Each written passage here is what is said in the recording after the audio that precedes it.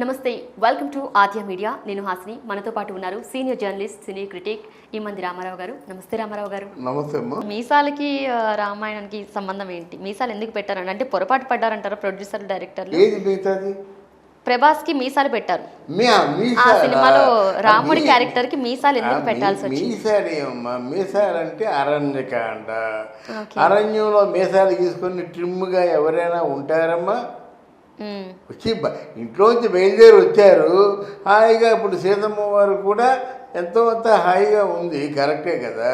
మరి హాయిగా ఉన్నప్పుడు మరి పెట్టే చక్కగా ప్రకృతి సౌందర్యాన్ని ఆనందిస్తారు, కానీ గడ్డాలు మీసాలు తీసుకొని ఉంటారు కదా. అలా అంటే మీరు మునీశ్వరులాగా గడ్డం కూడా ఉండాలి కదా, గడ్డం లేకుండా ఉట్టి మీసమే ఎందుకు ఉందంటారు? అలా కాదు, మీసం అంటే మామూలుగా అది కేవలం రాముడు. గడ్డం అంటే వేరు, మీసం అంటే వేరమ్మా. మీసం ఉన్నవాళ్ళు సదుపాయం కోసం ఉంచుకోవచ్చు, ఏదైనా ఉంచుకోవచ్చు అన్నమాట. గడ్డాలు మీసాలు అంటే ఇంతకు ముందు ఏ సినిమాలో కూడా మనం చూడలేదు కదా మీసాలతో రాముడిని. మీసాలతో రాముని మనం చూడకపోవడం వల్ల వచ్చిన పొరపాటు అది. అంటే నేను అనుకుంటుంది ఏంటంటే, ఆయన ఓం రౌత్ అనే డైరెక్టరు అది వాల్మీకి రాసిన రామాయణంలో ఏదైనా వర్ణన ఉందా, ఆ వర్ణనను చూసి ఆహార్యం స్థిరపరిచారా అన్నది నాకు ఉంది. అది చూడాలి. నాకు కూడా అది వాల్మీకి రామాయణం మనకి లభ్యం కాలేదు. చాలా రామాయణాలు, మొన్న రామాయణం ఉంది, కేదో రామాయణం ఉంది, తర్వాత ఈ మిగతా రామాయణాలు చాలా రామాయణ, కంబర రామాయణం ఉంది, తర్వాత ఏమో ఎవరు రాజగోపాలాచారి రామాయణం ఉంది. వీళ్ళందరూ రామాయణాలు ఉన్నాయి, కానీ వాల్మీకి రామాయణం యథబద్ధంగా ఉన్న రామాయణం మనకు దొరకలేదు. అందువలన అది ఏదైనా సంపాదించి ఏదైనా తాళపత్ర గ్రంథాల్లో ఆధారాలు ఏవైనా ఉంటే, ఎందుకంటే ఇంత డబ్బు పెట్టి సినిమా తీసేవాళ్ళు తగిన ఆధారాలు లేకుండా సినిమా తీయరు. అందువల్ల అట్లాంటి ఆధారాలు ఏమైనా ఉంటాయేమో అని ఒక ఆలోచన. అది మీసాలు మీకు టోటల్ రామాయణం అంతా డిఫరెంట్గా కనిపిస్తుంది ఇక్కడ. మీకు రవివర్మ రామాయణం ఒక బొమ్మడు వేశాడు, అలాగే వేస్తాడు. మరి ఈశ్వరుడికి కూడా మీసా వేస్తారు కదా. మరి ఈశ్వరుడికి మీసాలు ఉన్నాయా? ఎందుకు ఉండకూడదు? ఈశ్వరుడికి మీసాలు ఉన్నాయి. దక్షయజ్ఞం సినిమా చేసినప్పుడు ఎన్టీ రామారావు కూడా మీసాలు పెట్టారు. మరి మీసాలు ఉన్నట్టు కొన్ని బొమ్మల్లో మీసాలు ఉండవు, కొన్ని బొమ్మల్లో మీసాలు ఉంటాయి. అందువల్ల దీనికి ఇతమితమైనటువంటి నిర్ధారణ ఏమీ లేదు. ఇలా మీసాలు లేవా అని చెప్పకూడదు, మీసాలు ఉన్నాయని చెప్పకూడదు. ఉండటానికి ఏదో ఒక కారణం ఉంటుంది అక్కడ, ఏదో ఉంటుంది. ఆధారం లేకుండా వాళ్ళు చేయరు మాట. కానీ సీతమ్మ వారికి మామూలుగా రవిక ఒక చీర అంతా ఇవన్నీ కూడా చాలా బాగా చేశారు. హనుమంతుడిని కూడా చాలా, అంటే ఏదో కార్టూన్ ఫిలిం లాగా ఉంది, చేంపాంజీ లాగా ఉందని మనం యద్భావం తద్భావతి, మనం ఏమనుకుంటే అలా కనిపిస్తుంది. కానీ డెఫినెట్గా ఆంజనేయ స్వామి అలాగే ఉన్నాడు, కండం తిరిగి ఉన్నాడు, బలిష్ఠుడు.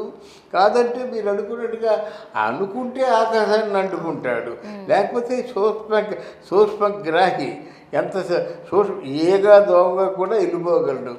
అందువలన అన్ని రూపాలు కామరూపుడు కదా. కామరూపు అంటే అంటే వేరే రూపం, అంటే వేరే అర్థం కాదు. కామరూపుడు అంటే తను కోరుకున్న రూపాన్ని ధరించేవాడు అన్నమాట.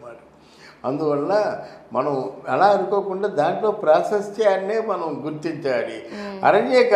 అరణ్యకాండలో ఉన్న సొబగులు, అందం, పరిమళం, అందులో శోభస్కరమైనటువంటి సన్నివేశాలు ఉన్నాయి.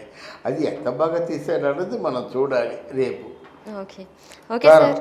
అలానే ఇప్పుడు ప్రభాస్ అంటే పాన్ ఇండియా స్టార్. అవునమ్మా. సో ఆయనని పెళ్లి చేసుకోవాలి అని చెప్పి చాలా మంది, ఏ హీరోయిన్ అయినా సరే ఎదురు చూస్తూ ఉంటుంది. ప్రభాస్ ఎప్పుడు పెళ్లి చేసుకుంటాడని ప్రజలందరూ కూడా చాలా ఆసక్తికరంగా ఎదురు చూస్తున్నారు. అండ్ అనుష్కని పెళ్లి చేసుకుంటాడని అంతకుముందు రూమర్స్ కూడా వచ్చాయి. అవి రూమర్స్, వాస్తవాలు మనకు తెలియదు. వాళ్ళ పెళ్లి అయితే జరగలేదు.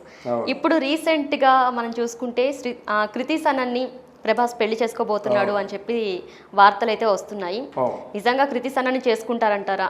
ఒకవేళ ఈ షూటింగ్ లోనే, ఆదిపురుష్ షూటింగ్ లో వాళ్ళిద్దరి మధ్య ఏదైనా ప్రేమానుబంధం అనేది మొదలైంది అంటారా? అంటే ఇక్కడ మనం ఒకటి ఆలోచించుకోవాల్సింది ఏంటంటే ఒక స్త్రీ పురుషులు నటులు యాక్ట్ చేస్తున్నప్పుడు వాళ్ళిద్దరి మధ్య ఏమైనా ఉందా అని ఆ కోడిగుడ్డు మీద వెంట్రుకలు తీయకూడదు. వాళ్ళు ఆడ మగ కలిసి ఉంటున్నారు, వాళ్ళు మంచి చక్కని స్నేహాన్ని కొనసాగిస్తే వచ్చిన తప్పేమిటి? ఆ తప్పు గురించి ఎందుకు అది పీకుతూ మాట్లాడతారు? తీసి పక్కన పెట్టండి. కానీ ప్రభాస్ లాంటి వ్యక్తిని ఎవరు పెళ్లి చేసుకోరు? అందరినీ చక్కగా డార్లింగ్ అంటాడు. అంటే పలకరింపులోనే ఒక ప్రేమ ఉంది. అంటే తర్వాత ఏంటంటే ఆయన పుట్టాడు కదా, అందువల్ల ఆయన తాలూకు ప్రవర్తన అంతా అలాగే ఉంటుంది, ఆ హైఫైలో ఉంటుంది అన్నమాట. కనుక డెఫినెట్గా ఆయన అంటే ఇష్టపడిన వాళ్ళు ఎవరు ఉండరు. మరి ఆయనకి ఇష్టమా కాదా, ఎవరిని ఇష్టపడుతున్నా అనేది మనకు తెలియాలి. అంతేగాని అనుష్క ప్రభాస్ని చాలా ఇష్టపడింది. ఎందుకంటే కృష్ణరాజు గారు చనిపోయినప్పుడు 3 రోజుల పాటు ఎవరు జనం ఏమనుకుంటే అనుకోని అని చెప్పేసి ఆయన్ని కాపాడుకుంటూ ఆయనకి ఏదో కాఫీలో టీలో ఇస్తూ ఆయన ఏదో సమస్యలు పడిపోయినట్టు గ్లూకోజ్ ఇస్తూ అలా ఉంది. 3 రోజులు ఉంది.